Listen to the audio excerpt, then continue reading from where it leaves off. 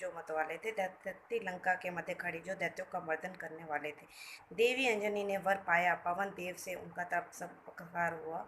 एकादश रुद्र प्रकट हुए धरा पर, मारुति रूप में शिव का महाअवतार हुआ। प्रभु की बाल लीला थी बड़ी निराली, नटखट कृत्य बड़े सुहाते थे।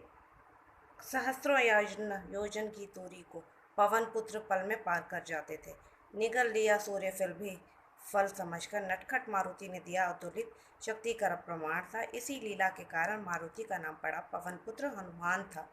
सूर्य देव ने मुख से मारुति के अपने राजन इंद्र को रक्षा हेतु बुलाया था। क्रोध में भरकर आदित्य श्रेष्ठ ने मारुति पर व्रज अपना चलाया था। मारुति को धरा पर अचेत पड़ा देख अश्रु भरी आंखों को पवन देव ने मींच लिया और क्रोध में भरकर तीनों लोक से प्राणवायु को खींच लिया। भूल स्वीकारी सभी देवों ने मारुति को सभी दिव्यास्त्रों से अभय दान मिला और टूटे हुए हनु के कारण ही नाम मारुति को हनुमान मिला।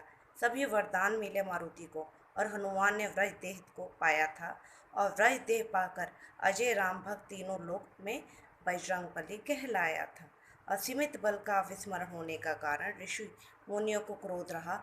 ऋषियों से ठिठोली करी हनुमान प्रभु ने, श्राप के कारण शक्तियों का ना उनका बोध रहा। फिर मैया सीता को हरा जब पापी रावण ने संकट के बादल कुछ घिर आए थे। फिर हर संकट से बाहर निकाला और केसरी नंदन संकट मोचक कहलाए थे।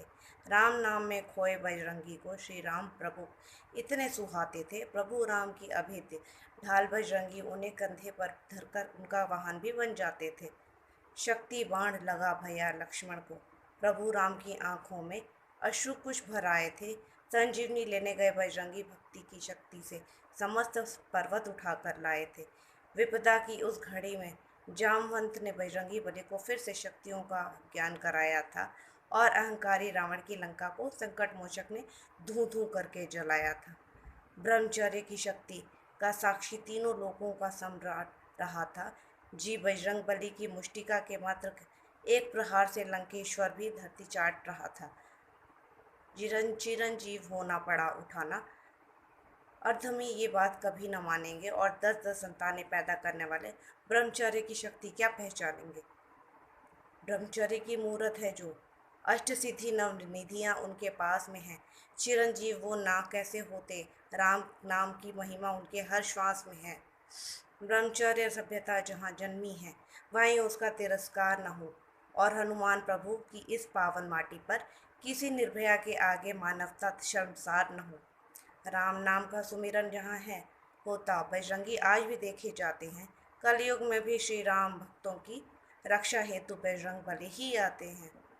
पर प्रभु तो प्रथम पथ दिखलाएंगे, पहले हमको ही आगे बढ़ना होगा।